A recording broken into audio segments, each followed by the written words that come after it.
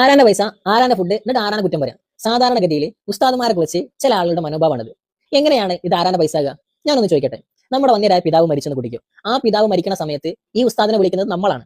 ഉസ്താദിന് വന്ന് യാസീൻ ഓതുക അല്ലെ ദുആ ചെയ്യുന്ന ഉസ്താദിന്റെ ബാധ്യതയേ അല്ല. പക്ഷേ മക്കളായ നമ്മളാണ് അതൊക്കെ ചെയ്യേണ്ടത്. പക്ഷെ നമ്മൾ എന്ത് ചെയ്യുന്നു? ഉസ്താദിനെ വിളിക്കുന്നു. പിന്നെ ഈ ഉസ്താദിനെ വിളിച്ചിട്ട് നമ്മൾ പൈസ കൊടുത്തിട്ട് പറയാം, ആ ഉസ്താദ് പൈസ വാങ്ങിയില്ലേ, ഈ ഉസ്താദ് പൈസ വാങ്ങിയില്ലേ, അത് ഒരിക്കലും തന്നെ പറയാൻ പറ്റില്ല. ഉസ്താദിന്റെ വിലപ്പെട്ട സമയം നമുക്ക് വേണ്ടിയിട്ട് തരുമ്പോൾ നമ്മൾ അതിന് കൊടുക്കുന്ന പ്രതിഫലമാണത്. അതോടൊപ്പം തന്നെ സാധാരണ കേട്ട് വരുന്ന സംഭവമാണ് ആരാന്റെ പൈസ, ആരാന്റെ പൈസ. ലോകത്തിൽ ആരാണ് ആരാന്റെ പണം കൊണ്ട് ജീവിക്കാത്തവരുള്ളത്? ഏതൊരു ജോലിക്കാരനും മറ്റുള്ളവന്റെ പണം കൊണ്ട് മാത്രമാണ് ജീവിക്കുന്നത്.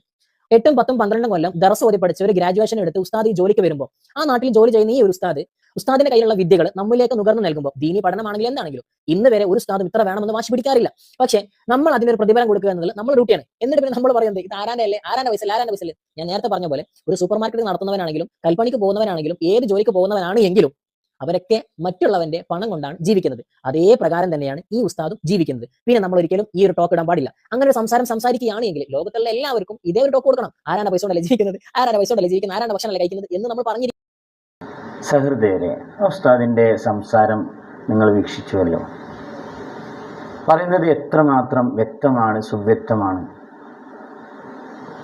പല ആളുകൾക്കുള്ള സംശയത്തിനുള്ള അതല്ലെങ്കിൽ സംസാര വിഷയങ്ങൾക്കുള്ള ഒരു മറുപടിയാണ് ഉസ്താദ് നൽകിയിട്ടുള്ളത്.